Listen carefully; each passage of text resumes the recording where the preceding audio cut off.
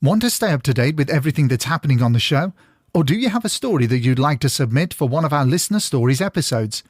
You can get in touch with the show via the website at www.hauntedukpodcast.com, on Instagram at hauntedukpodcast, on X at hauntedukpod, or you can email us at contactus@hauntedukpodcast.com. We're also on Facebook and TikTok. And if you want to support the show, you can do it via either Patreon or Ko-fi. Both platforms have exactly the same content, but work in slightly different ways. One of the advantages of Patreon is its sleek user interface, but if you want to avoid those pesky additional charges Apple, Google, and Patreon apply to your subscription, then why not give Ko-fi a try? Simply open a browser window and type ko-fi/Haunted UK Podcast. That's Ko-fi/Haunted UK Podcast, and you'll soon find us. Whichever platform you choose, we're sure you'll enjoy the bonus content. Thanks for listening, and enjoy the episode.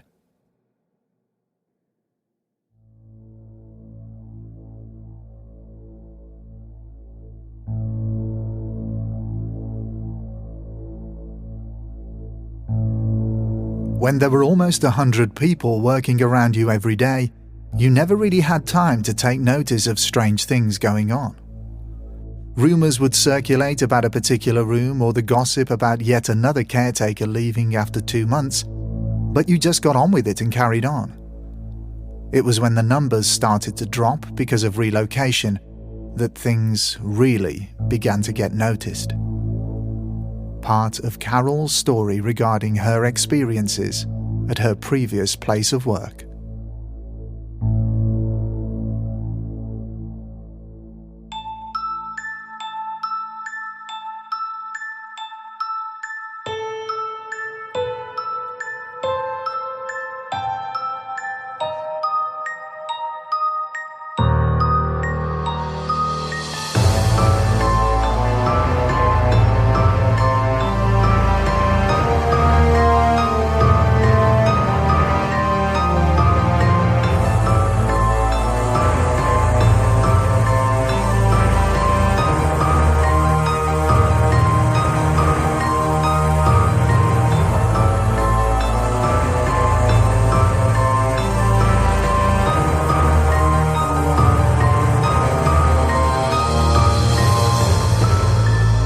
This is episode 33 of the Haunted UK podcast, and in this episode, we'll be listening to the remarkable story of Carole and her eerie encounters at work.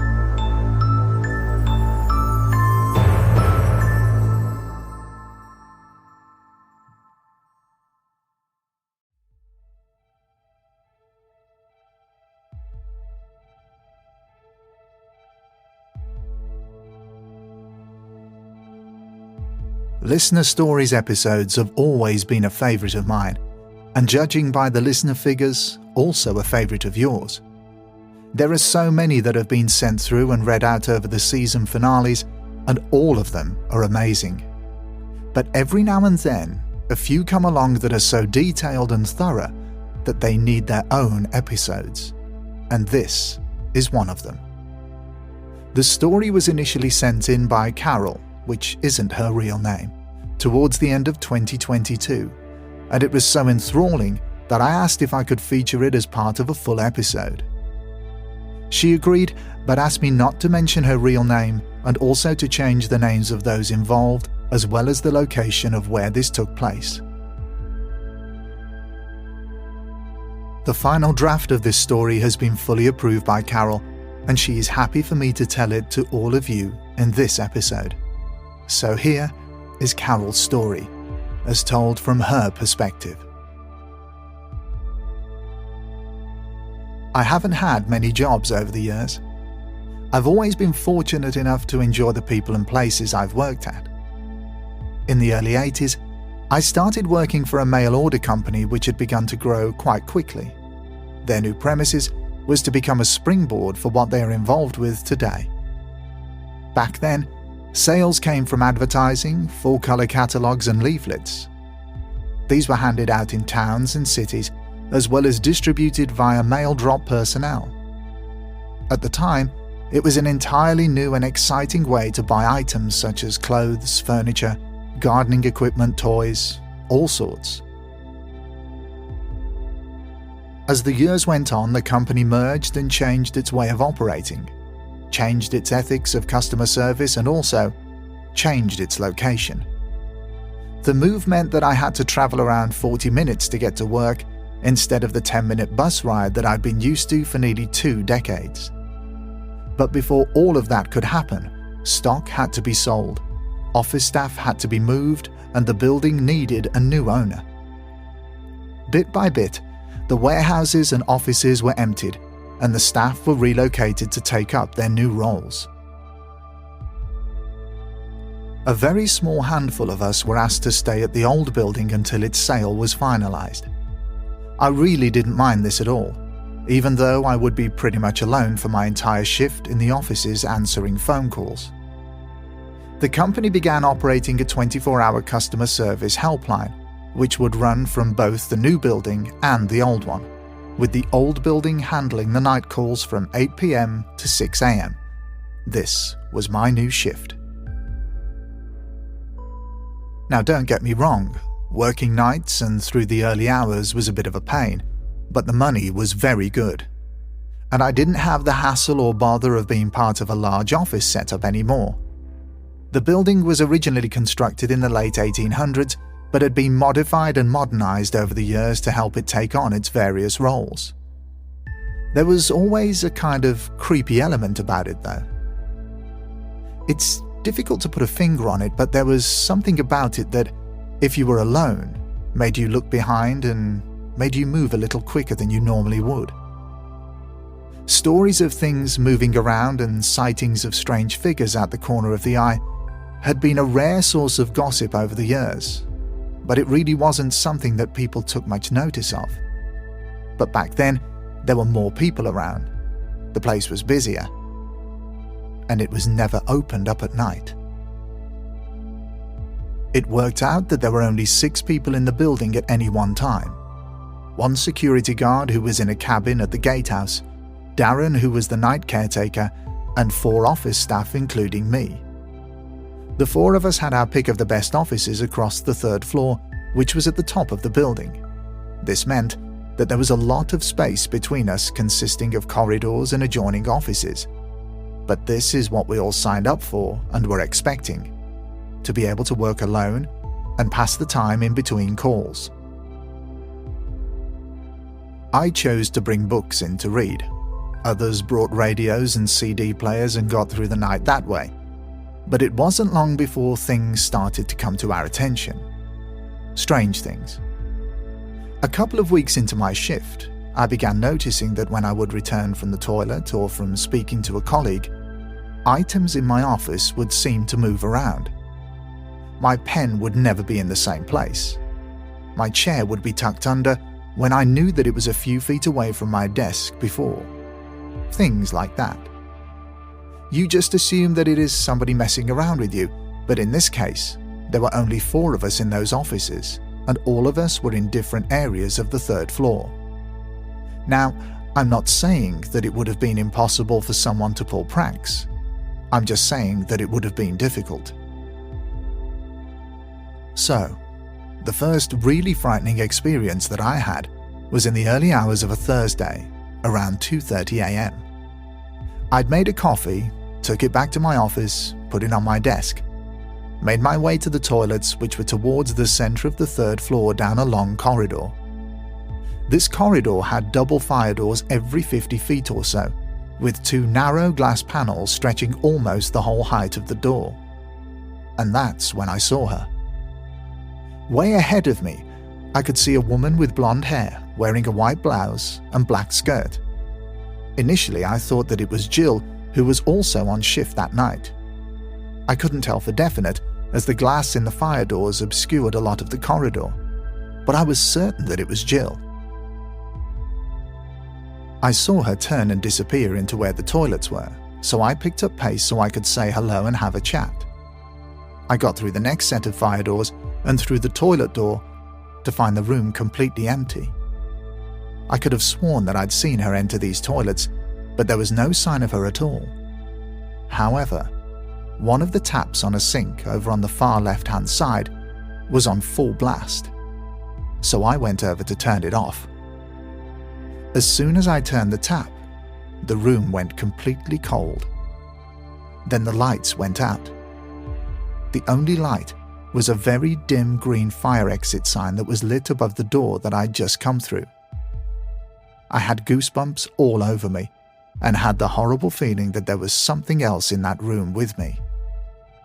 You're being bloody stupid, I thought. Let's just go to the other toilet block. I began to walk towards the door when the tap came back on full blast, and as I spun around in the direction of the noise, completely in shock, I saw something in the far corner of the room.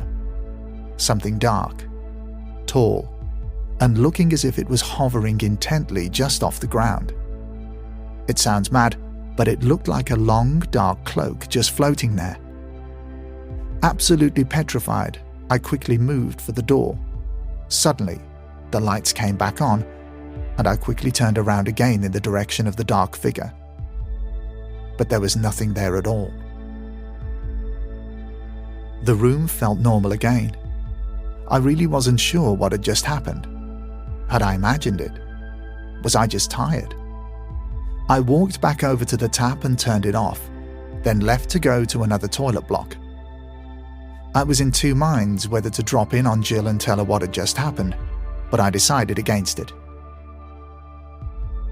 For the next few nights, things were fine, and I tried to keep myself as busy as possible between phone calls. One evening, I had a visit from Darren, the caretaker. He'd been with the company for around 8 months and was waiting to be transferred to the new building, just like the last of us. Now, we did have a bit of a problem keeping caretakers, with many not lasting more than 6 months. Even when the building was at full capacity, caretakers would come and go on a regular basis.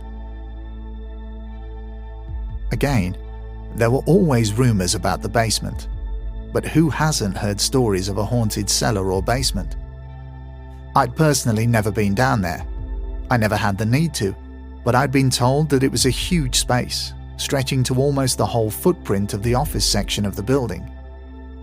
All the heating systems, power fuse boxes and water pipes were down there, as well as additional storage for items such as exhibition and advertisement boards, which were only used a handful of times during the year. Anyway, Darren sat down in my office with a coffee, and we were chatting away when I asked him jokingly, completely out of the blue, if he thought that the building was haunted. He slightly leant forward on his chair and said, "I'll tell you this now, Carole. I hate it down there in that basement. I really hate it. I've worked in some of the spookiest places you can think of. Tunnels, abandoned buildings, but nothing has got to me as bad as down there." I must admit that I was fascinated, creeped out, but fascinated. So I probed him further. He continued, "I've got no idea what is down there, but there's something that watches you, follows you around. You can feel it all over your skin. It's horrible. And I think I've seen it." But that's not all. It was what he told me next that made me want to get the hell out of the building as quickly as possible. He said that the first couple of months seemed fine.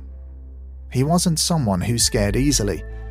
In the past, he'd had a few strange experiences which could be related to the paranormal, but he wasn't a huge believer by any means. He said it was around 2:30 in the morning, and he was in the far reaches of the basement tidying up some mesh fencing panels which had been left out in the car park after contractors had finished using them.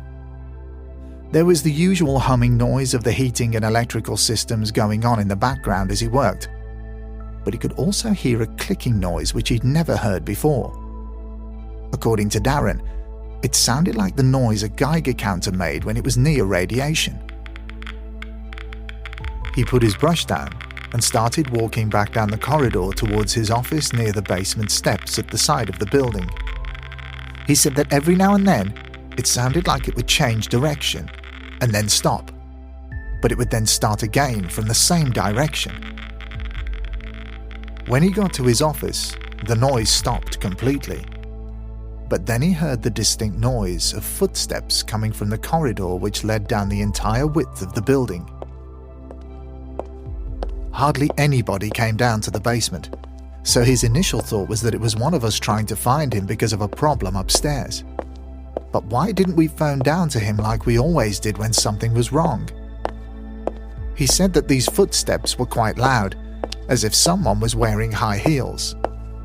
He began to walk down the corridor to see who it was. Now, just as in the main building, the basement is separated out into various spaces linked together via corridors with double fire doors every so often, so it's difficult to see down the whole length of the corridor.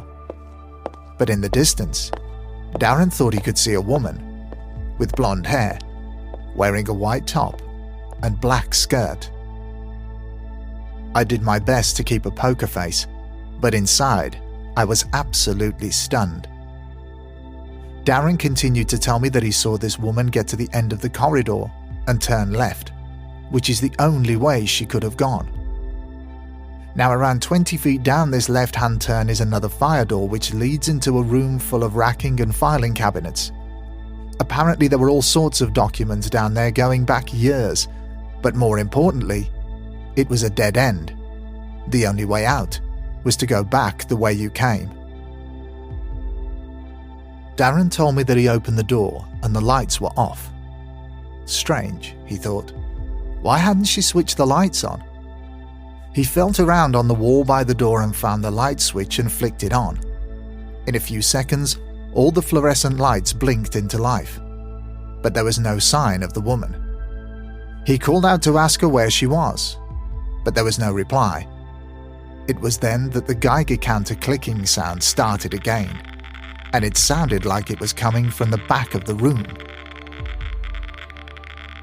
Darren began to walk towards the area where he thought the sound was coming from, and then suddenly, only a few feet in front of him, a figure who looked like the woman he thought had come into the room went rushing past in front of him from behind some racking shelves. Darren admitted that he was getting more annoyed than creeped out because he thought that the prank had gone on long enough, until he came to the end of the racking shelves at the back of the room. As Darren recalled, the clicking noise was now as loud as a car engine idling. As he turned towards the direction of the noise, he froze in terror. In front of him, in the corner of the room, was a blurry black mass that stretched from floor to ceiling, just floating there. He said that he couldn't move, and whether that was down to him being terrified or down to the power of whatever this thing was, he just didn't know. As he stood there for what was probably just a few seconds, but seemed like hours, this black mass began to move towards him, and that's when the clicking noise got so loud that it became unbearable. Darren said he snapped out of whatever force was keeping him rooted to the spot and ran like mad for the door. He ran all the way back down the corridor, past his office and up the steps which led outside, and that's where he stayed for at least half an hour, pacing around, completely confused and not sure what he had just experienced. He could see from my face that there was something wrong, and when he asked if I was okay, I decided to tell him what I'd seen a few nights earlier. We both spoke for at least another hour and couldn't believe that our sightings were so similar. Had we really seen the same entity? Was that what it was? In a move that seemed like complete madness, I asked if he could take me down to the basement to the room where it had happened, and he agreed. He said that he'd only been near that area once since his sighting, and that was only to shove his arm around the door to switch the lights off. We both went down and nervously took a look around, but nothing happened, and the atmosphere felt completely normal. A little cold, but I suppose you'd expect that from a basement. Little things continued to happen over the next few weeks, and Darren and I began chatting more openly about the paranormal and our experiences. We even began to bring books to work specifically about paranormal and supernatural phenomenon so we could try to delve a little deeper into what we'd seen. Nothing major occurred over this period, but we were informed that the sale of the building was moving along at a good pace. The buyer had reached an agreement with our company, and the insurers were beginning to move stock into our large empty warehouse. It turned out that the buyer was a car dealership, and little by little the warehouse began to fill up with at least a few hundred nearly new cars. The keys to all of these were obviously kept off-site at a secure location, but close enough to the building so that if something went wrong, like one of them getting damaged, the key holders could come out and attend. It was around this time that the next creepy series of events happened. I can't specifically remember what night it was or what time. I think it was around 11:45 p.m. Anyway, it had been a really quiet night up until then, and boredom was beginning to set in with all of us. I'd been down to the basement to see Darren, who was sat in his office reading, and we spoke for about 10 or 15 minutes, then he followed me back upstairs and outside. He was taking a cup of tea to the security guard at the gatehouse, so I continued back up the stairs to the offices. I made my way to the kitchen and met a colleague there, and we chatted for a short while before we both went back to our separate offices. I can remember sitting there reading a newspaper when the phone rang on my desk. It was an internal call, because it was one of the office extension lights that was flashing on the phone, but it was coming from an office that wasn't being used. I picked up the phone and said hello. At first there was just a crackling static noise. Then a voice, which sounded like it was part of the static, said, "I'm not leaving." Then the line went dead. Chills went all over me, but I was determined to find out if this had a rational explanation. I knew where this particular phone was, so I immediately made my way to that office as quickly as possible. I went to open the door, but it was locked, and the office was in darkness. I could see the phone on the desk on the far side of the office through the window. But who would have made the call and then locked the office back up? I quickly went back to my own office and called Darren down in the basement, as I knew he would have a set of keys to get in. I went back to the other office and waited outside for Darren to arrive with the keys. A few minutes later, we were unlocking the door and inside, only to find out that the phone wasn't even plugged into the wall.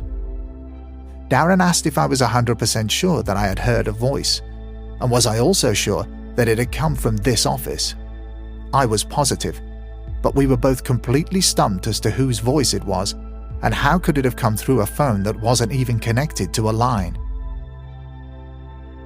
A few days later, and another incident occurred that really shook up one of my colleagues in the office. At the time, I was looking through some records to close a customer file down. Anyway, I heard a loud scream and then saw Julie run past the room I was in and down the corridor which led to the stairs to get down to the ground floor and outside.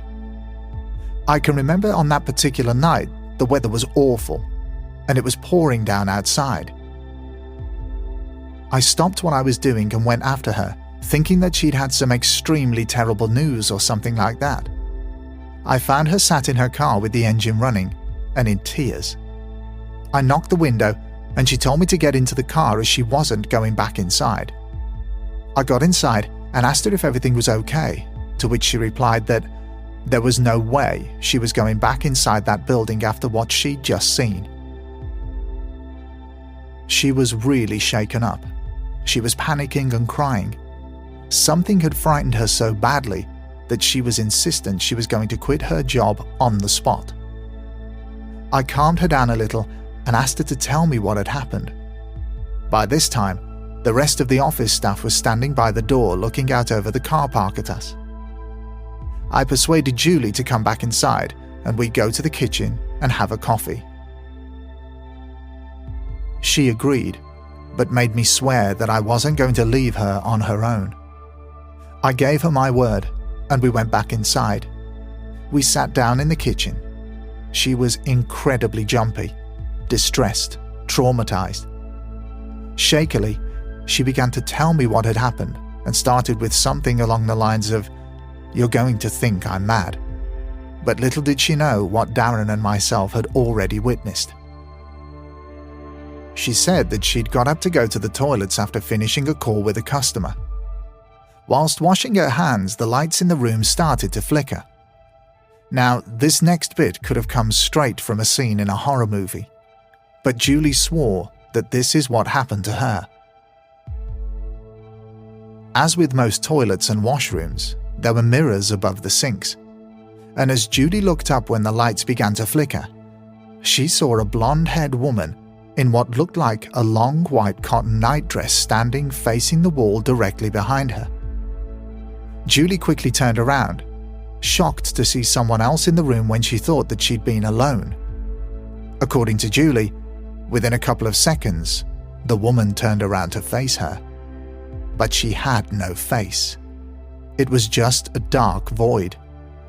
She then screamed and ran out of the room. So this was now the third person that had seen a blonde-haired woman, not in the same clothing, but almost an identical description of what Darren and I had also experienced. This made the other office staff members nervous, so we decided to all move into a central office and stick together. But the night after, Julie didn't come into work. She didn't turn up the night after that either, but a few nights later, she came back, but only because she couldn't afford to leave. We made a point to go to the kitchen and toilets in pairs. To any outsider, this would have looked ludicrous, but this was the only way that we could all be comfortable, and to be honest, it worked for quite a while. Let's face it, who's going to listen to a small handful of people who refuse to work in a building because it's haunted? Certainly not our employers. Whatever it was that was haunting the building, it only seemed to focus on people when they were alone. So we really made the effort to stay as a group for as long as possible throughout our shifts. But even this approach didn't stop what was about to happen. Again, I can't believe that I'm saying this, but it was Halloween, and the weather was atrocious. I don't think it was even 10 p.m. when we were all sat in the office together when we heard a car alarm go off. We all looked at each other in silence. Then one of us mentioned that it must be one of the cars in the warehouse. We all left the office and went out to where the lifts were towards the center of the third floor. There was a large window that gave you a great view over the whole warehouse, but we couldn't see anything apart from a set of car indicators blinking because all the lights out there were off. When most staff had moved, the lifts had all been switched off, so the only way down to the warehouse was to go down one of the fire exit staircases to the ground floor. We made a point of calling Darren, who in turn alerted the security guard in the gatehouse, and we all met outside one of the warehouse doors. Darren opened the door, and we followed him to the bank of light switches a few feet away. All the lights came flashing on, and we made our way to the car whose alarm was still going off. We checked the doors and boot, but everything was locked, and whilst we couldn't really tell if someone had broken in, we were sure that nobody had. We all walked back to the warehouse door to go back up to the offices and call the key holder for the cars, when the alarm stopped. It was really weird. There was just the sound of the rain coming down onto the huge roof above us. The security guard made a comment that it could be an automatic reset or something. But then we heard a dull kind of thud. We couldn't pinpoint exactly where it was, but the security guard called out that whoever it was should come out now as they were trespassing, and the police could be called. The thud repeated itself. Then again. And then again. Then another car alarm went off. I think we all seemed to get the same feeling at the same time, and there were lots of cries of "let's get out of here and lock up and call the key holders. Let them sort it out." As we got to the stairs to go back up to the offices, Darren and the security guard said that they were going to take a look around outside of the building just to make sure that this wasn't someone who'd managed to break in. Neither of them found anything, and we never found an explanation for what was setting the car alarms off either. We never physically saw anything, so we can't definitively put it down to ghosts or poltergeists. But I think we all knew in the back of our minds that what went on that night wasn't something normal. Weeks went by with not much else happening, and it wasn't long before we were given our moving date to the new premises, and I have to say that in a strange kind of way, we were all going to miss the place. I can't explain it, but it was as if we were leaving something behind. We were asked to go in one Saturday morning to collect any personal belongings, as the contracts and keys had been exchanged, and we wouldn't be returning. Our time there had finally come to an end. Our manager came over to make sure that all was in order before we left, and as we were carrying boxes downstairs, he said, "I've got to be honest, I won't miss this place." To which I replied jokingly something like, "Yeah, I bet. New building, plush offices. You lot have been living in luxury over there." He chuckled and replied, "Well, there is that, but I couldn't wait to get out of this place when the move was first announced." "Bad experience?" I said. "You could say that. You wouldn't believe me if I told you." And he laughed again. That weird goosebump feeling washed back over me again, and I just couldn't resist asking him what he meant. That now familiar starting sentence of, "You're going to think I've lost my mind, but," commenced the story. It was around 3 years ago, and our manager had been working late with some of the warehouse staff on moving a complete section of products to a new location, which they'd set up earlier in the day. He couldn't remember why, but he said he needed to go up to the second floor to get some paperwork. As he entered the office block where the lifts were, he heard a door close to his right. The cleaners had been and gone, so there shouldn't have been anyone left in the building. Out of curiosity, he decided to walk down the corridor to where he thought the noise had come from, only to see the fire exit door to the stairs slowly closing. He said he opened the door, sprinted upstairs, and shouted to say that the building was private property and now closed. Arriving on the second floor, he quickly opened the fire exit door. All at once, he saw a distant figure far down the corridor suddenly make a sharp right turn and go into an office. He heard the office door open and click shut. Now desperate to find out who this potential intruder was, he half jogged and half ran down the corridor, and his momentum smashed into the office door. Unbelievably, it was locked. Ruefully, he said he hit his nose pretty hard, and it started to bleed. He quickly regained his composure and peered through the window in the office door, but saw nobody. He admitted that he was starting to get creeped out, so decided to just go back downstairs and return to the warehouse as quickly as possible. But it wasn't over yet. As he turned around and started to walk back down the corridor, he heard the office door open again, but this time slam shut. He said that he was literally frozen to the spot and didn't want to turn around, but something in his head told him that he needed to look at what was behind him. He turned around to see nothing at all, but then the atmosphere in the corridor completely changed.